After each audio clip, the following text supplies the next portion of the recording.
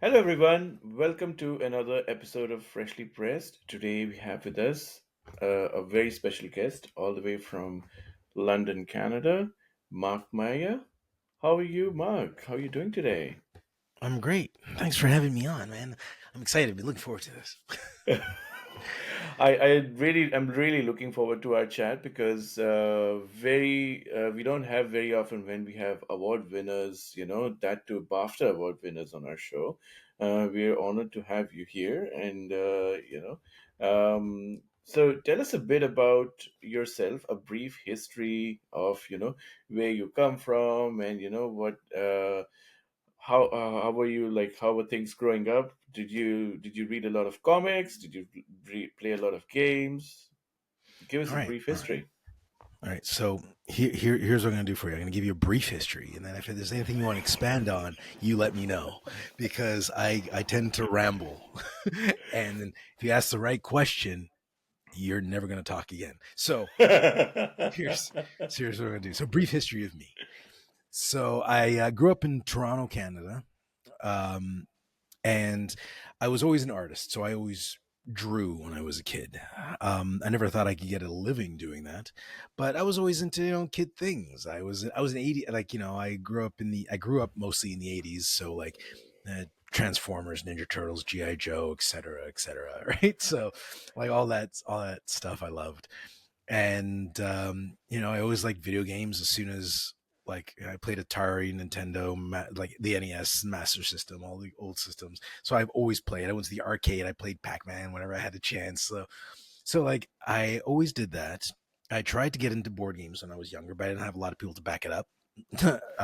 But I did play a lot of Monopoly and Risk and Clue. But as far as like the more complex hobby board gaming, I had nobody to do that with me. So like I remember I bought Hero Quest, but had to force my nephew to play with me. Mm, Um, but other than that, it was pretty much the standard Monopoly Risk stuff. And now I'm mm, like mm. a hardcore hobby board gamist, so with like That's 700 games amazing. in my collection. So it's but yeah, I grew up. I was always drawing. I loved comic book things like Spider-Man and Iron Man, Fantastic Four, Superman, Batman, but I never read comics until I was like 13.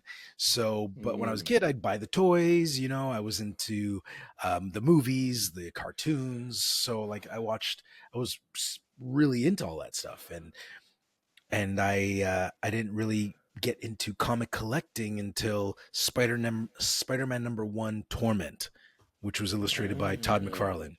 So that was the Yeah. one that got me into it, right? And then shortly after that, I think the Maximum Carnage storyline started. That was the big story. That was my first big story that I collected, right? And then after that, I really got into looking for back issues. So I bought the Infinity Gauntlet before it was super expensive to buy. I'd always find old stories and I go back and find them Yeah. because I became like an old, kind of like, what's the, like a dumpster diver, but what's the equivalent for that for like comic books, like a quarter bin diver Yeah. or whatever, dollar bin Yeah. diver. So I used to Yeah. just go Yeah. and look for old issues, like, oh, that seems like an interesting story. Yeah. Um, And then I tried to find all the issues for that. And there was no internet back then, so Wizard magazine was the best I could do to like, okay, what issues did this was this comprised of?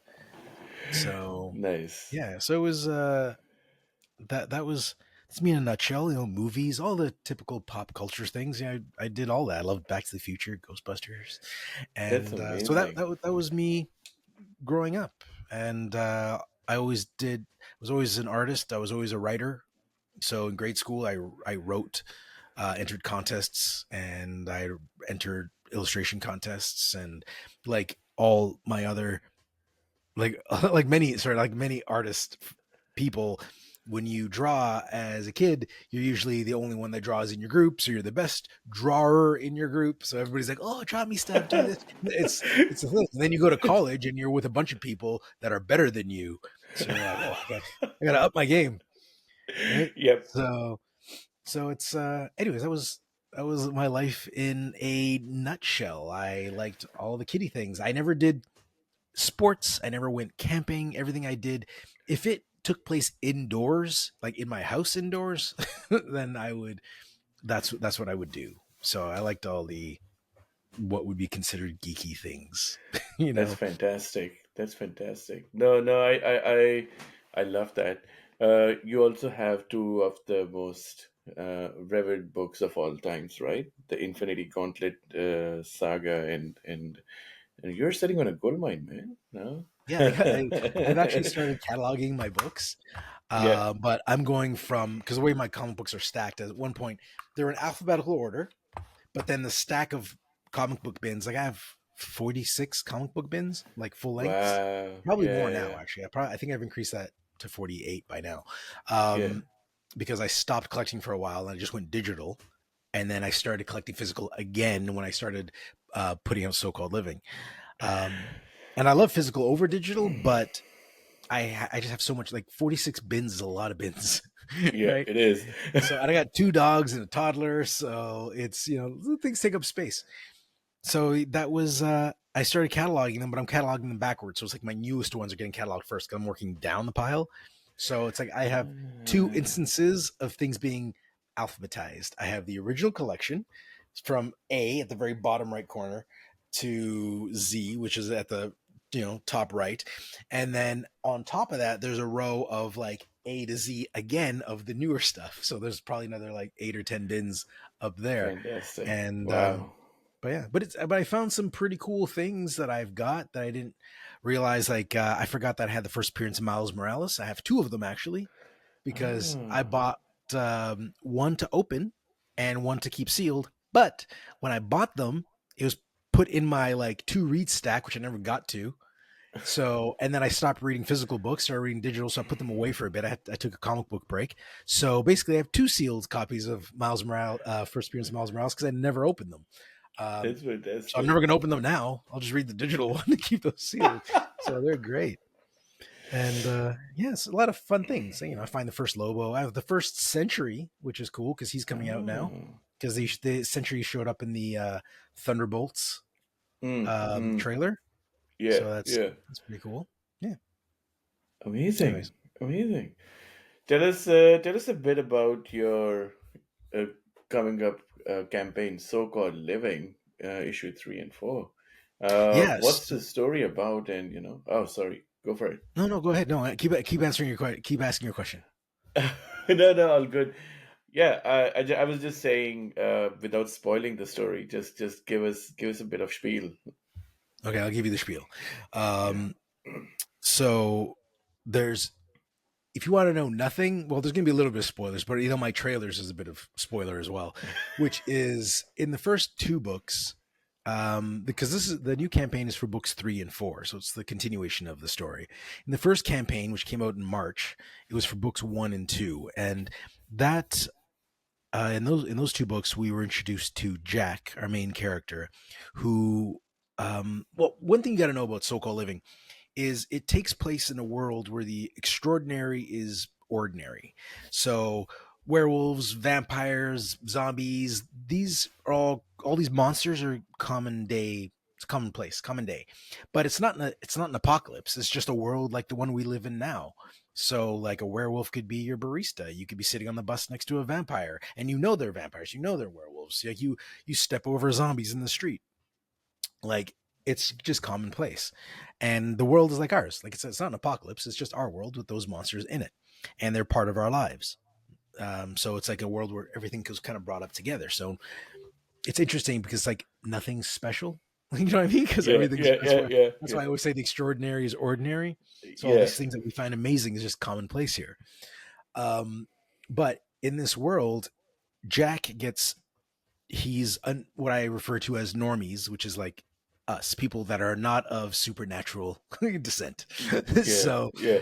um, he gets turned into a vampire, and then he has to learn to adapt to this new way of living. And it's a dark comedy. So that's how Mm, the first two stories, the first two books, is basically he gets turned to a vampire and needs to learn to adapt. And the first things are pretty basic. Like, it's like I can't. The first problem he comes across is he can't get into his apartment because the apartment complex has a no vampires clause. So he can't get into his own apartment. Nobody can invite him that is into his own hilarious. place. So he's stuck. So he's homeless. So he's a homeless vampire. Problem number one, right? And then he's got to deal with like, oh yeah, I can't go out in the sun because that could be bad. I there's a lot of things I can't do that I used to do, and I'm trying to adapt to that.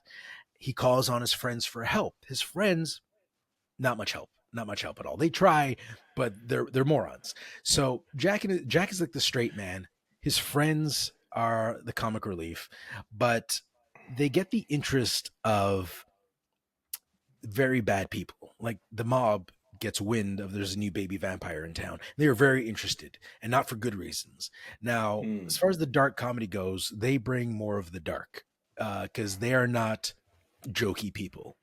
So I've mm. described it to people like this: imagine the cast of Friends being hunted down by the Sopranos, right? Like That's a two good very analogy. different vibes, two very different Yeah. worlds colliding, right? So yeah, the 3 pages. If you're looking at the Kickstarter page right now for the upcoming Kickstarter that launches October 1st, and so right now you're looking. There's 3 pages of the mob. So anybody who wants to read these pages, you'll see they're very serious, angry people. Like the guy that looks very angry there with the suit, that's Yeah. Mr. DeLuca. He's the head.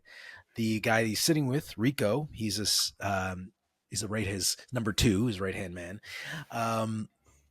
And in these panels, they're discussing how why is he cruising the streets looking for this vampire that like he's the boss. Why am I doing this? Like why hasn't he been handed to me on a silver platter basically, right? And then Nice. he gets and all of these little conversations you pick up little nuances.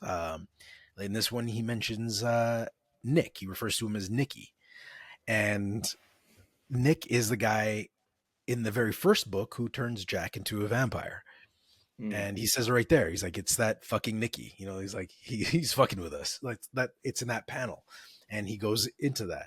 So I try not to tell people things outright. And I give the reader the benefit of the doubt that they're intelligent people and they're going to kind of pick up on these nuances from just the conversation that the two characters are having, mm, right? Like I don't want to have a mm. book full of exposition and having people like explain every little thing and the rules of all the world. I want you to learn as you go. I want you to be a stranger Yeah. like watching this world and be like, yeah, I Yeah. get it. Like I prefer that type of writing instead of Yeah. like all this overly explained. Like you don't need to explain everything to me. I'll figure it out. I'm an intelligent person. I'll get it, right?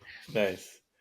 Yeah, So no, I loved the whole transformation part of like Jack's transformation into a vampire, like within that whole part in issue one. Like that whole thing was both grim and funny at the same time. Uh, like those like 6 or 7 pages of like going back and forth that banter was like extremely fun to read, and it just explains a lot about the world in general. Like, yeah, it's really smart. So well done on thank you. that. There's actually this. It's funny. It's like the book is intended for adults. There's no nudity in the book. In the first, well, in the like the first two books specifically, like there's no nudity in them. There's language, so there's a lot of swearing, but there's no even like the violence is very cartoony. Like there's no gore. There's no like guts falling out and whatever. By the time you get to book 4, there's one violent part which, for anybody watching, you've read books 1, 2, and 3. Now you Mm, haven't read book 4, and the reason there's not a reviewer copy of that, is because book 4 is currently being colored. So right. it's being colored and it hasn't been lettered yet. So I should have the colored pages next 2 days, and they'll be done. Nice. So that's why there's been no review copy. So it's like those issues aren't available to people, to like to the general public. But I do have like a quick PDF I put together, which, and the final version is actually going to have a few little tweaks. Not to this, like the story's going to be the same, but like certain things, how letters are displayed or colors being used. I might do a little tweaking myself before it goes to final print. But everything will be for the better. But yeah, I'm glad you read those and you liked them, man. It's cool. I like to see when people enjoy them, and I've had people that have bought the books and they tell their friends, and their friends come to buy the books, which is great because like when my friends usually told me about like books that they liked, I just read theirs, and I didn't want to go buy them. I just bought theirs, which, and it backfired on me as far as Walking Dead goes, because when Walking Dead was new, Yep. my buddy was like, "Oh, this comic's awesome." I was like, "Oh, cool, let me read it." And I read it, and I was like, "Oh, that's great." But I should have bought them because number Mm, one is like a fortune now. yeah, yeah, So yeah. should have done it. No, Should have done it. should have done it. Yeah. I Yeah. mean, you did well. You did well. As we talked about earlier, you did really well with your other books, but that's And yeah, fantastic. and the last Kickstarter was my first one, so I'm really excited about Yeah. this one because like this Kickstarter, this like books 3 and 4, like expand on the story and start, because now that we learned about what's going on with Jack, we've introduced a lot of the main characters in books 1 and 2, and 3 and 4. We're going to introduce a few more characters, but we're starting to lay down the groundwork for the major storyline that's going to happen. Yeah. And so things start to take a very serious turn in books 3 and 4. There's more action in it. Like I have a sizzle reel at the top of this, which describes like more action, more laughs, more mob guys, Yeah. right? That And was my good. experience reading issue three as well. I think like issue one and two, like you said, like we were just introducing the world and the character and the transformation is going through becoming a vampire and getting used to it. Issue three really gets you started into like the whole action and just kicks off into this, like puts it into a high gear, which pretty like I think I'll expect issue four to be like really like Oh, crazy action kind of thing. yeah. So Issue 4 just literally takes off. yeah. Like issue 4, it's like everything's been boiling up, and then issue 4 is just like boom, it just pops off. Yeah, nice. Now, so now you read issue 3. Now, without any spoilers, because issue 3 is what people can get now, or sorry, what they can back on Kickstarter. You know about Jenny, Yeah, yeah, so the character Jenny. Now, I don't want to yeah, say anything, but I've tested the book with people I know, just proofreading and like, hey, read this. What do you think? And it was early versions before it was even colored, and people are reading it out, yeah, and everybody came back with the same thing, and it was always actually only one person that I read it was actually a guy. Everybody else, because I mostly know women. That just happens to be my circles. Is mostly yeah, women, yeah, yeah, and so they all read it, and they all came back to me with the exact same thing, and they said, "I love Jenny." And I was like, yeah, that's an interest. That's not what I expected. Like, I like her. I think she's a great character. But yeah, like, I think she's a great character because I know what's coming. Like, I didn't think there was enough in book 3 for people to see her and be like, oh, I like Jenny. But apparently there was, because like I didn't ask anybody. I didn't say like which character was your favorite or blah blah blah. yeah, I'd give it to them and I was like, do you have any feedback? Like, what did you think? And everybody said, I love Jenny. So I was like, oh, yeah. it's interesting, interesting. That's fantastic. Yeah, yeah, yeah. I think Jenny's a very fascinating character. I think one of the things uh, I can see why people like her is obviously we didn't have many, like obviously in issue one we had the main. I don't want to spoil it. One of the that female. What happens to that female character, and then another like major female protagonist gets introduced in issue three. That's a huge, like that's a big thing for the book because Yeah. it changes the proceedings a certain way. So I think like it she becomes pivotal to the story, and that's kind of like a tipping point. I think that's why Yeah. people are resonating with the character. Um, Actually, I noticed this today is or yesterday when I was finishing up the Kickstarter page and I was finishing up the sizzle video, um, that I was like, because I'm doing the portion where it's like, and new characters. And I'm thinking about the characters and the ones that are even coming up for like the next books. I was like, all the new characters coming out are all female. So it starts ah, off with a heavy male base, and then all the characters being introduced are all female. Now, I'm not like I'm not a guy that I'm just going to put a girl in there because I feel like it needs this girl. Like I put in characters that suit the story. That's it. Like if that character was meant to be a guy, it would have been a guy. I'm not going to be like I'm just going to make it a girl because it's unbalanced. Like I don't think it like life sometimes is unbalanced. My life is unbalanced. It's I have like one guy friend and then like 10 female friends. So right, like my 3-year-old son is one of the few like boys or males people that I'm actually with. So my life is unbalanced the other way. So as yeah, far as yeah, and that's how I grew up. But yeah, yeah, in the story it is very male centric in the beginning, but female characters come in, and I believe each character can be either like a goofball or they can be strong. I'm not going to I don't want to let like characters' sex determine that, right? Because like society yeah, says we need to have more strong women. I was like, you'll have a strong woman if she's required for the story, or if she is a yeah. strong woman, because there's strong people on both ends. So, and there's also Fair idiots on both enough. ends. So, Fair enough. Fair enough. Awesome.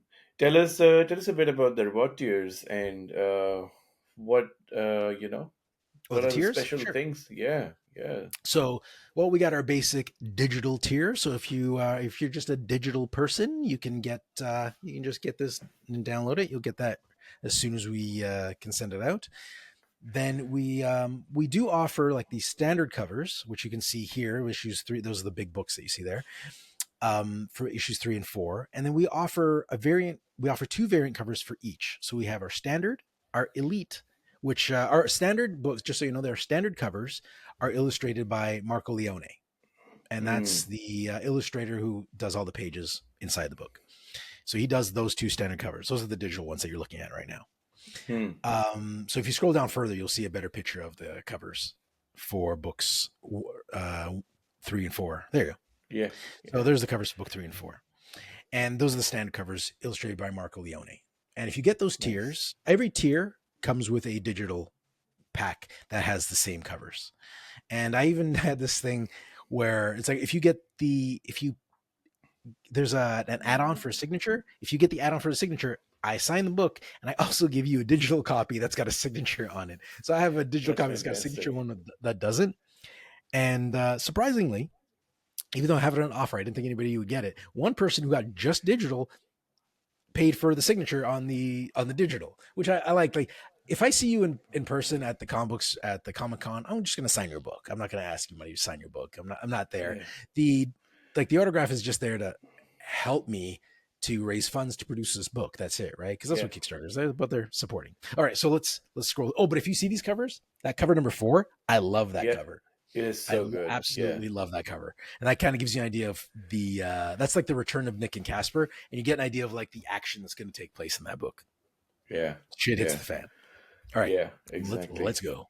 What's next? The elite So covers. the lead covers are guest artists. So the first time I had Derek Loffman, who's actually got a Kickstarter going on right now that ends in a day, and he's already Oh, raised $83,000.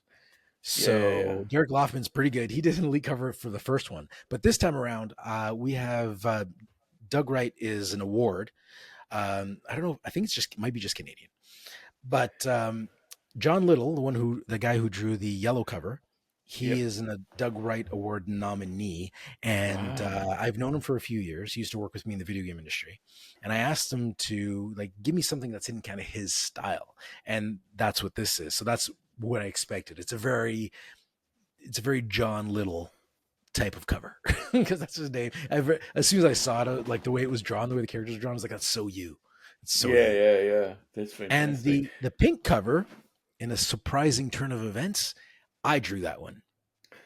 Wow. So I did that because there was going to be another cover being used, but that didn't turn out the way I had planned. So I had to make some last minute decisions. And it was like one day I was like, okay, I got to find an artist today that can finish this by Friday. You know what, like what day it was. And I had one guy and I was like, okay, I got him. And I got a word back and being like, oh, correction. I can do this, but I can't start till October 5th. I was like, too late. I need something like now. So he misunderstood. So I stayed up late at night and I drew the bunnies. And I did something that Yeah. was kind of like in because there's kind of like bunny underlying bunny story to the whole thing, which will builds up every issue. And we also have something called the Blood Bunny Colony, which we'll get into more details later. You can join that, but I'll explain as we get down there. So let's Cool. scroll up. So yeah, I did that cover. I haven't drawn in years. So that was my bunny cover. It turned out really well. I think it's also a good part of the story as well. I know people are going to be a bit surprised if they haven't read issue one and two. I think they can go back and read issue one and two and see the significance of bunnies. Yeah. So and here we have what I like to call our obligatory sex pod editions. Now the the the thing behind these covers is when I first started so-called living, the first Kickstarter, I was looking on Kickstarter being like, okay, what makes a successful comic book on Kickstarter? There's a few things. Either you have a very popular IP like Power Rangers, Lady Death, right? You got those, or The Expanse, and then you make tons of money. You got a well-known IP. That's great. Or Yeah. you're a popular artist, which I am not, or because nobody knows me in the comic book industry at all. Another thing that is also very popular, and this I could do, was offer sexy covers because a lot of these books have very sexy covers. But and some of them, like I've looked at some of these Kickstarters, and like I appreciate sexy things. I get the appeal. I understand the appeal of sexy things, but some of these covers, like the stories, are like it's less like soft core porn. Yep. But Yep. our story is not like that. You've read So Called Living, you know there's nothing sexy about So Called Living. But I thought, let's have fun with it and let's take an element from the story and let's offer a sexy cover version for people who like sexy covers. So Hmm. I made, and I put a badge on it called the obligatory sex pot edition. So it's kind of like an inside joke of like, if you want to be successful on Kickstarter, you A need a sexy cheesecake cover. cover. So Yeah. yeah, cheesecake Yeah. cover, which I didn't know that was what people were calling it until after I made this badge. So I was like, well, it's called a sex pot edition now. But so like the first one, so you read book three. You see the zombie girl Yep. coming out of the pool full of zombies. Yep. That's Yeah. that's kind of a play on the idea of that part where Jack's like, "There's always a pool," right? Yeah. And you see all Yeah. the Yeah. zombies in the water. So that's a play on that. And book four, that's like a sexy version of the cover of the standard cover of book four. We see Jake Yeah. and everybody fighting. So I was like, oh, let's do one, but instead of all the guys fighting, it's all the girls fighting. That's So funny. yeah, so that's a sexy version of the basic cover. That's so So that's funny. what the sex pot editions are. They're a little, they're like a fun, and these are well illustrated. These are Larry Twasson. He Ah, did these traditionally by he penciled it traditionally and inked it traditionally, and he sends me the original. So I have the original nice print. You know, it's all dirtied up on the back from his penciled hands or whatever. So it's that's like, fantastic. yeah. So then it's high res scanned and then it's colored. Now I got to tell you, for that one cover, the fighting cover, there were so many lines in there, and Yep. obviously he's illustrating, so he's there's mistakes, and it's kind of like when you watch old Disney cartoons, you see the rough lines, right, and then he Yeah. tidies them up. I had to go in there and clean so many rough lines up; it was ridiculous. So it was like it was a great piece of art, but after it was colored, the rough lines really stood out. So I was like, I just gotta go in Yeah. and Yeah. Yeah. start cleaning it up. That's But yeah, fantastic. so he did a great job. I I had a chat with an artist from Regina, Hmm. Saskatchewan, and his cover was the variant cover that he was putting up was one he actually hand painted it. Hmm. So he just like old school paint and paint and paper, and then he scanned it and made it more digital. But yeah, essentially gives that beautiful tactile feel, Yeah, when my you plan look at it. originally was to get Larry to do one. So he did that zombie girl one, And Yeah. then after that, I saw that, I was like, I think we need to get him to do a set. So he needs to do the Yeah, other one yeah. too. Because I was That's like, it looks so fantastic. good. Like these look Yeah. so good. I don't think these little thumbnails do them justice of how good they look in person. Yeah. So, That's and amazing. like Casbury Studios does all our coloring, but I did a Mm. little tweaking on that Zombie Girl one to suit my Nice. needs. But yeah, they did. Nice. Casbury does a good job. And then we have the all-in tier, so you can get all the new covers. Which I was happy to see that the first time around, with the first Kickstarter, like give or take a pledge or two, the standard, the elite, and the all-in were pretty much equal. They were all in like Wow. 20, like they all had like 28, 26 backers each. Like as a new time Kickstarter maker or and new to the comic book industry, like I wasn't expecting all that much attention. So those numbers kind of like I think I did pretty well considering Oh, like you nobody did knows really me. well. Like I'm a Yeah, nobody, you, right? So and the fact that people are like I hope people come back because I know people came back at the show at the cons and they're like, they brought their books for me to sign and everything. I was like, that was cool. So yeah, this nice. is the all in. So you'd get all 6 covers and you'd get a digital version and you get a digital version with all the different covers and it's at a discounted price. So if you want all of them, that's the cheapest way to go. Fantastic. That's fantastic. And if you actually Yeah. go to the extras, if you go to more stuff, there is yeah, those keychains, those bunny keychains. Oh, they're so cute. We make those ourselves. Like me and my wife make those. Wow. So we have a laser cutting machine, and that's black and white acrylic, and we just carve them up, and they look just like that. And we just add the chain to it, but they look just like that. On the back, it says "So-Called Living, official member of the Blood Bunny Colony." So for eight Yeah. dollars, you can buy that keychain. And keep in mind, these are all Canadian prices. So these prices are actually very reasonable because our dollar is trash. so, so, anyways, for $8, you get the keychain. Yeah. And you also, if you buy the keychain, you're entered into the Blood Bunny Colony as an official member. So if you bought that keychain on the first Kickstarter, all those members got an email that said that they get a bonus. And your choices are you either get a limited edition print and sticker set, or you can upgrade your backing tier to the next level for free and no additional cost to a limit. Like you Wow. can't go from the sex pot to the all in, but you can if you get a standard, you can get upgraded to elite. If you buy elite, you can get upgraded to the sex pot editions. So Ah, it saves you a little money there, or you can get a fun. print and sticker set for free. And you can only do that if you're a member of the Blood Bunny Colony. And all members, I have a list of their emails. So for all future so-called living Kickstarters, which I plan on continuously doing this, they'll get a discount forever. So like they're permanent members. I That's do sell these fantastic. keychains. I do sell these keychains at shows, but the ones I sell on the back do not say members of the Blood Bunny Colony. So those are different. Those people who have those chains, they'll either say cute but deadly or I'll swallow your soul on the back. And those do not get you discounts.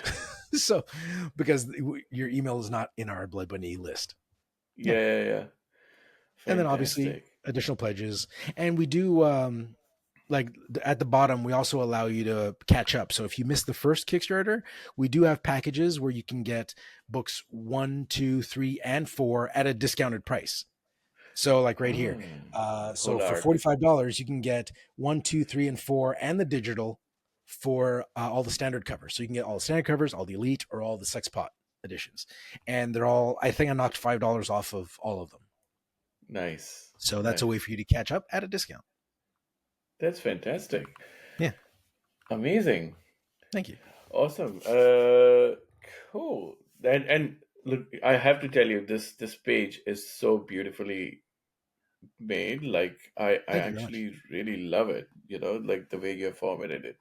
It's And well there's a if done. you notice the bunny motif in this whole thing too, right? Like all Yeah. the edges are bunnies. So like I worked I put this whole page together myself. So I did quite a bit of work on this. And a Fantastic. thumbnail for this show will appear right there once Oh, thank you. once you have one. So once this video goes live, I will add your thumbnail right there.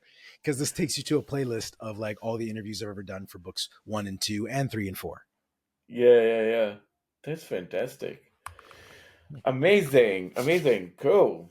Now we'll segue into the next segment, which is probably my favorite. I love put people on the spot and ask them, "What's your top five pop culture things you like?" Oh, It's a gotcha. broad question. For some people, it's a bit hard because it's too Not gonna be hard hard to for me. choose. Narrow it down to five is gonna be a problem. But no, I'll get you. That's the big problem, right? Oh, one thing actually you stopped on this page. One thing I'd like to point out to anybody watching this, those shipping costs are the cheapest I've seen, or one of the cheapest I've ever seen for comics. If I know personally as a Canadian, if I want to ship a comic book from the States to here on Kickstarter, the average cost is like somewhere between $25 $28 to ship one Hmm. comic. So it Hmm. costs more than the comic to ship it here. So I we're know. offering like any all across Canada and all across the US. So it's like $10 and $12 for the US, and that's Canadian dollars. So it's like it for I think Americans it works up to think less than like $9 or something like that if they want to ship to the States. And that's the like you can get the all in. So you can get all 6 books and it'll cost you $12 no matter where you are in the States. That's pretty cheap. Yeah, So yeah, yeah, yeah. so we have like I try to keep the cost as low as possible. In some cases, we end up like eating the cost, but that's fine because my goal is not to be rich. My goal is to get the story into people's hands, as many people's hands as possible. So, and I did last thing I wanted to do. I feel dirty about like not saying other people pad their shipping, but I know there's some people in other industries that definitely pad shipping, like Oh eBay. wow. They definitely pad shipping, but I wanted to make it as accessible as possible to people. So I kept the prices as low as possible. I did a lot of research to try to get it down as this low. Anyways, that's the Yeah. last thing I want to do. Now I'll answer your question. No, no, I think that's fair. Like, sorry, to your point, like one thing I've always felt that because I'm a reader myself, I feel like padding shipping is probably not the best thing that you can do, and like that's one place I don't want to make any money of. Like it is what it is.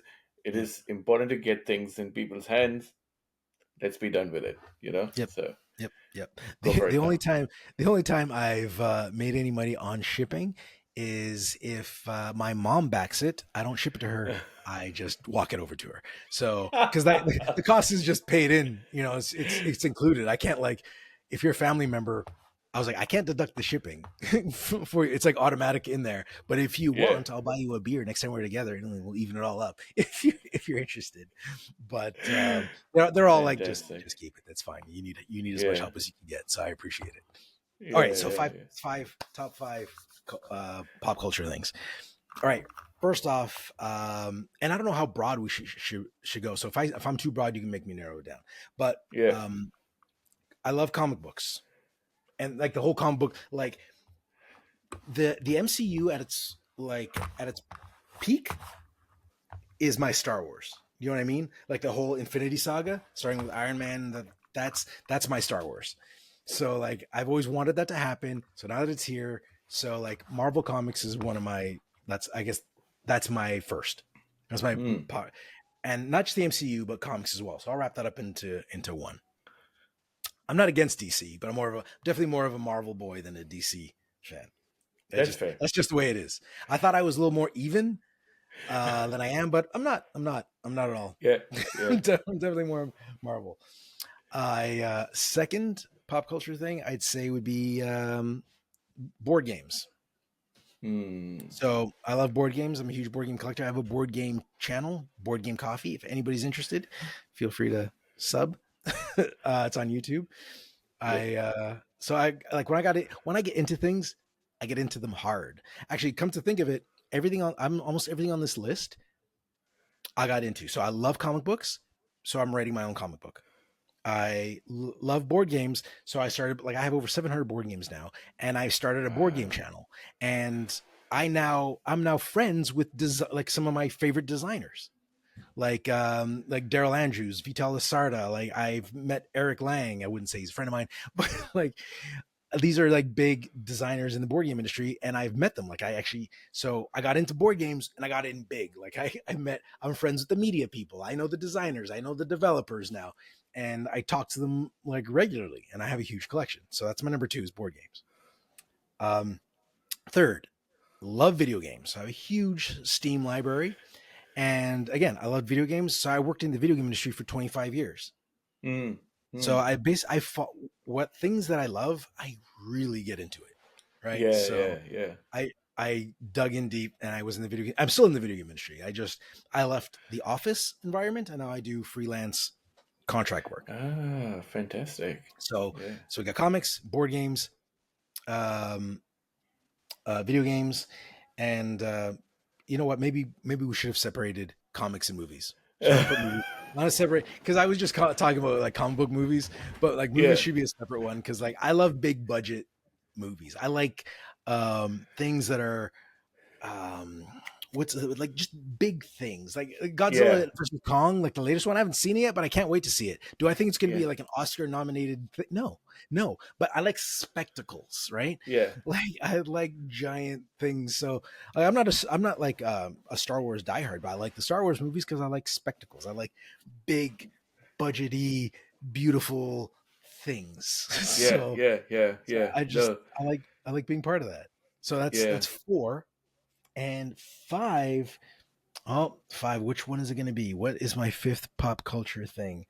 Um, I'm looking around. I was like, I must have something around here because I gave you like big categories, right? So Yeah, I yeah, give you yeah. like categories, but I'd say the next thing that I like to do is does going to Disney count as a pop culture Why not? things. It So is. let's do this. Yeah, So I've only been to Disney twice because I'm Canadian. So it's not like, but I love Disney. I love Disney so much that I've had serious conversations with my wife yeah, about moving to Florida, and then we get like a pass so we can go there all the time. I was there once, and I met this couple that lives just like they drive to Disney. They live so close, they just drive casually. This was a Disney yeah. World, and they said they spend New Year's there, and they just go all the time, and they love it. They love Epcot, and I was like, I want to live your life. Like I want to do that Wow, so bad. Like I love Disney, that's so fantastic. Yeah, yeah, I yeah, love Disney World. I love it because I'm not a roller coasters guy. I'm afraid of roller coasters. I'm a big chicken that way. Not afraid of them. Like I've been on them, but I hate the way they make me feel. I hate that G-force feeling, yeah, so yeah, I don't yeah. like it. But roller coasters at Disney are my speed, except for the Nice. Aerosmith one. I'm not going on that one.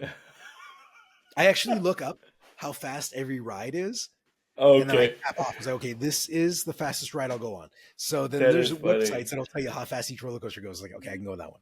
I can go on that one. Yeah. Oh, I won't go on the. There's another one at Disney that's like the Abominable Snowman one where it goes like backwards. Hmm. So if so yeah, that's I like slower roller coasters, but I like them.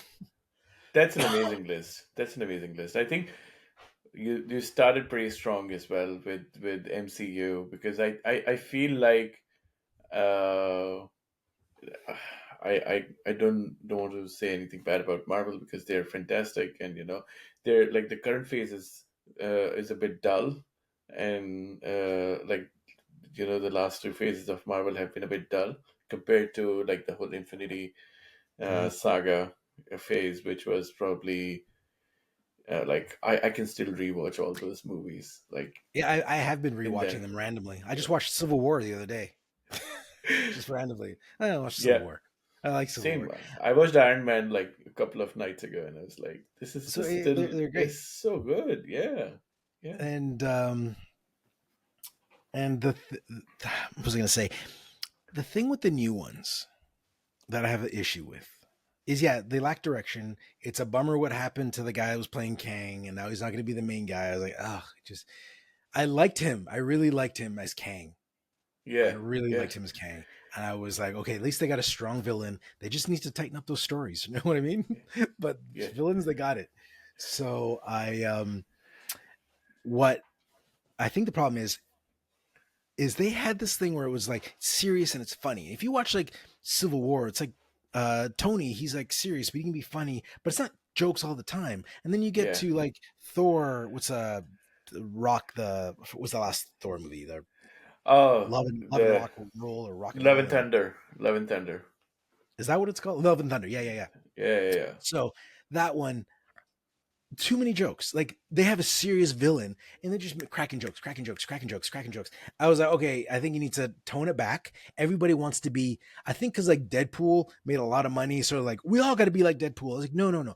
Deadpool has to be like Deadpool because that's what he is in the comic books. That's not how he Yeah, started, but that's how he is now. And that's how he's going to be forever. That's how people know Deadpool now. So they and let him be him. And yeah, I'm cool with them cracking jokes, but I like they had that serious tone and they dealt with serious issues and they had serious moments. But every moment is like, it's like somebody wants to just do their comedy skit. Somebody wants to yeah, crack in a joke. And I was like, I need you guys to tone it back. Like I like comedies, but you guys built such a good thing. I think you're going too far in the wrong direction. yeah, yeah. That movie That's my issue. was that it just felt really off as well. Like I feel like Taika Waititi almost did it on purpose. It feels like he was like just crashing that movie into the ground because he just didn't want to be part of Thor anymore. It almost feels like that because he didn't take it seriously at all. At one point, you have Natalie Portman going through such a serious thing, like her character going through such a serious thing. Christian Bale being giving his 100%, like just being the Mm, best goddamn villain in MCU. It's a shame, like why he has just one movie. He's a god killer. He's such a powerful being in the comics. He's actually a massive villain. I don't know why he's like a one movie villain. And then on the other hand, just Thor being just goofiest of all the characters. Like it's just didn't make any kind of sense. So Yeah, like I get it for like Guardians of the Galaxy, like they set that tone. So that was Guardians. It's like, okay, you set that tone, yeah, great. And they have their jokey outlets. It's like have a variety. Everybody doesn't have to be the same. They all starting to feel very samey. Like Ant-Man's fairly jokey too. Like they have those. But like I don't want to see Fantastic Four come out and then Doom cracking jokes. I don't want to see Reed cracking jokes. I don't or Sue because they're very serious characters in the book, right? yeah, They're yeah, like they're wholesome. And then if anybody's gonna be cracking jokes, it'll be Johnny and Thing. yeah, yeah, exactly. And so go ahead. Yeah. No, no, no. I was just saying, like, in just the previous movie, they did get the balance much better. Like, Thor Ragnarok was actually much better balanced that way. Like, it Mhm. was just, it had a lot of jokes, and the jokes were really funny as well. But and the other thing was jokes in Love and Thunder were just lame. Like, a lot of them were just really pretty bad jokes. So Yeah, that I kind feel of I feel like there's yeah. a meeting where everybody sits down and is like, okay, what joke can we do next? Okay, what joke can we do next? Okay, Thor gets captured. What joke can we make of this? And I was like, can't he just escape? Can't he just Can you just get out? Yeah, Just yeah. do all this? Okay. So, Yeah. anyways, Anyway, I hope they come back on track because I'm really digging the vibe of Agatha all along, and I feel like that WandaVision and Agatha and a lot of like Disney Plus stuff is pretty I haven't good seen it yet. because I'm behind on. I haven't watched Echo, and I haven't watched I Agatha have or the second yeah. season of What If. So I'm way behind. Oh, nice. You must catch up. I think Echo was okay. It was not too bad. I feel they did. It was a good, nice Native American story, and coming back of like I finished Reservation Dogs and then went into Echo. It felt a little like Reservation Dogs is so authentically Native American. Mm, Like the stories feel so much more authentic. Echo feels like a superhero version of that, which is fair enough. It is mm. kind of that. It's a comic book version of Like that. I didn't Yeah, mind Echo's character. I don't mind, but as a character in general, she's in the comics. She's a character I really don't care about. I find usually in most stories that I've read, and it could just be the ones I've read, I find when she shows up, the story gets really boring in the yeah, comics. And I'm like, oh my god, it's Echo again. So, like, it's possible I've just read bad stories because I've read bad stories for yeah. other people, and I like sometimes I'll get into an Avengers story, it's like this is good, and then I read some other Avengers stories, and you're like, oh my god, you're the cornball Avengers of like the '70s and the early '80s where everything's Yeah, perfect and like yeah, we back each other up. It's like they had Boy Scout thing too far. You know what I mean? So I've read like a mix of both, but for Echo, I think there was one Echo story that I read that I kind of liked, but it wasn't because of her. I thought she dragged it down, but I can't remember which one it was. But I have a poster of it. It's Oh nice. wow. It's actually around the corner. It's a Daredevil poster with has Yeah, the leaf or the feather. I mean, yeah, yeah, coming yeah. down. So Yeah, I think there are a few characters that obviously movies and TV shows have improved over the comics, and I think Echo is one of them. I think they've done a much better job at fleshing out her character well, in look in at the Guardians. Who the hell cared about Guardians before the movie, right? Like, yeah, like exactly. the first Guardians comic book. I remember seeing that comic. Like I knew of the Guardians, but I never read any of the Guardians because I was like, you guys look so lame. The only character I knew from the Guardians was I knew a bit of Gamora and Drax. I knew the most of, but Drax looked completely different.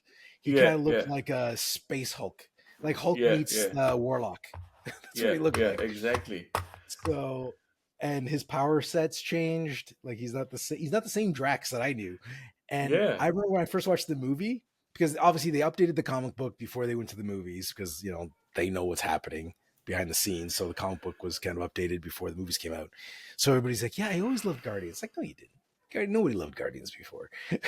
And then they put out new comics, and yeah, the new comics were a lot better. yeah, Um, but yeah, that's like I remember Drax, and I was like, "Oh, he's a cool character." I remember he was in the Infinity Watch. And I was like, "Oh yeah, yeah. you're cool, man. I like you."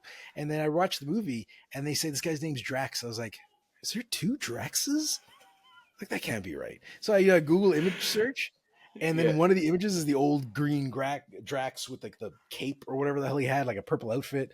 And I yeah. was like, "It is the same guy. That's supposed to be the same guy." I was like, "It's quite a change, quite a change."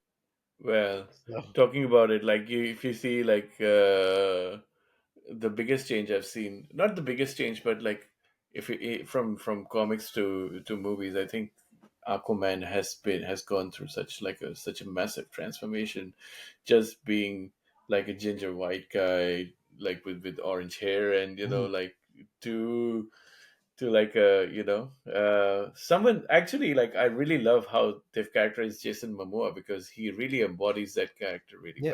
well.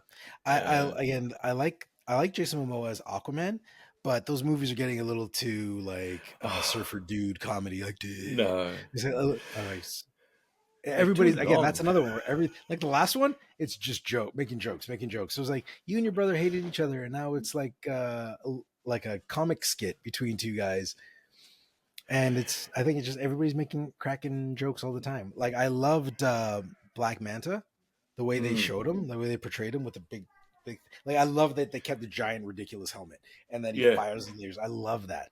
But yeah, those movies are like I enjoy watching them because they're superhero movies, yeah, but I can't say they're good. You know what I mean? yeah. To be honest, my favorite part of the first one was when James Wan does the whole horror thing when they go into the trench with all the like Hmm. all the weird monsters and creatures in the trench. Hmm. Like James Wan just goes full horror and like he just creates this whole like Cthulhu kind of world, and that's like my favorite part of some of those movies where he just gets completely bonkers, and yeah, um, I enjoyed as far as comic books go. The only time I really enjoyed Aquaman was the New 52 mm, when they revamped Aquaman. I really liked him there. I think they did a yeah, really good job with him in the New 52. And then awesome. they messed up that entire thing at the very end. But that story that ended the New 52, Yep. what a shit show. What the hell was that? It was so good. I never really cared for the New 52 Superman. I prefer the Mm, original Superman, but all the other characters I was okay with. I liked them all. I thought they were good. yeah, Superman I thought was the weakest one in the New 52. yeah, yeah. Well, not the weak, sorry. If we're going to talk everybody, Lobo, the new Lobo, the Rob Liefeld Lobo. Oh my god. Yep. Lobo is one of Yeah. my favorite characters. New 52 Lobo, what garbage. Yeah. Yeah. What the Yeah. hell was that? Yeah. I hope they don't screw up the movie, because it's not the easiest movie to make into Hmm. from translate Hmm. from the comic books. I hope they get someone like like the creators of Deadpool, so who can, they, like in theory, like the character of Deadpool is super easy to make, right? Like it just Mm. use of pop culture references. It's really funny, irreverent, and stuff. But in movies, fourth wall, if you do excessive fourth wall breaking, it can actually take you out of the story. Mhm. And if you do it just right, like Deadpool did, like they just got that balance so perfectly right in both the movies. I don't know what point Deadpool became the character he is because like I have the first Deadpool, so I read him when he was early on, and he was just like a serious mercenary, Yeah, right? And then I stopped reading Deadpool because he showed up. Was it an X Force he showed up in? And I was like, all right. I wasn't really a big X Force reader, so I never read a lot of Deadpool. But then he had a series of covers that came out for, and they're all like painted covers, and I mm. really liked those covers. And I started buying those issues, and I read them, and I was like, "Is Deadpool making jokes? Is he talking to me? Like, he's breaking the fourth wall?" I was like, "When did we get here? I don't know Yeah, when the yeah, transition happened, but I was like, I like it. I yeah. don't know when this happened, but I like it." Because I think, like, if you, I don't know if you've read some of the DC side of things, but like, it's similar to Death's. Which one was it? What's it called? Deathstroke. Deathstroke. Yeah, Deathstroke. He's similar to Deathstroke in every sense of the word Yeah, in the initial he was outing. based on him apparently, like Rob Liefeld. It was kind of like he was supposed to be a spoof of him. So Yeah, because he's Wade Wilson, and the other guy's name is Wilson Slade, right, or something Wilson like that. Slade. Yeah, Yeah. yeah, Slade So Wilson. Yeah. Again, so like they could have done, like, I think his character was really over serious to start with in the initial ones, and then I think they got it that they have to just make him into a joke. which I think it actually varied him up, right? So he becomes he's not just another guy in a costume. Yeah, yeah, yeah. Amazing, amazing. Cool. We're coming close to time, but before we go, I would love for you to take the stage and give us a bit of elevator pitch for your book. Okay. So all right, I'll, here we go. I'll So take it to the top just to, yeah, go for it. all right, so so-called living Kickstarters for book 3 and 4 coming out in October 1st. It launches, and it's been getting like great feedback, great reviews. People loved book 1 and 2. It's a dark comedy, so if you and one thing you guys should know about the book is it's you've read them, they're snappy, they read quick, right? Like the dialogue bounces back and forth, and I find that you'll pick up the book and next thing you know you'll be like, wow, I finished that. That was my goal, was like I wanted to make something smooth, and so there's certain lyricality to it. But yeah, so Soul Living books 3 and 4, the story, if you liked 1 and 2, you're gonna love books 3 and 4, because we crank it up. We introduce some new characters. The story takes a turn for the serious. We get a lot more action, but we never like lose our roots. So it's never gotten. Jack is always is still Jack. You know what I mean? Mm, Like mm, we haven't totally done a 180. It'll definitely feel like a continuation of the first story, mm, and the idea is to get 8 books out to finish this storyline, and then I'll mm, do a collected series. And I've had some people saying that they want to wait for the collected series, but I was like, if you don't back it now, there won't be a collected series. Because so I'm just a guy. I'm just me. Pretty much doing this book.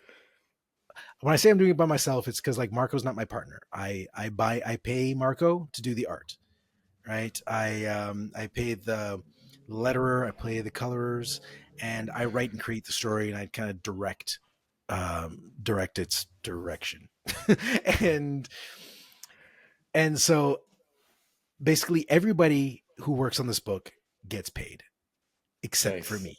So I've made less on this book than anybody else who's worked on it. So that's why I need your support, because the money from the Kickstarter will help me get out prints so I can get this story to people. And I'm hoping so the Kickstarter will help me get the prints, and then the prints I can hopefully get more than I need to get to give to the backers, so I can use that money to make the next books, right? And start paying myself back and start putting that money toward books 5 and 6, and then do Kickstarters 5 and 6 to get more money for 7 and 8. So that's the goal. So I need you guys. If you guys like comic books and you like dark comedies and you want something that's snappy, that's well written with great art, check out So Called Living on Kickstarter October 1st. You can follow now. You can follow now. I will link to the page, both, the follow page and the pre-launch page and the main page in our description. So thanks a lot for coming on the show, Mark. I really appreciate your time. I hope the campaign goes really well because I really love the books. And for those who haven't read it, I read the first three issues. Had a great time reading them. The story is beautiful. It's fun. It's the color is like it's so eye popping. I think like some of the art and the color and even like everything is so beautifully drawn and colored. I absolutely loved it. Um, the dialogue is actually super smart and very snappy. So that like yeah, I couldn't fault anything in the book. It's just a lot of Well, fun to read. thank you very much. Uh, Tell your friends.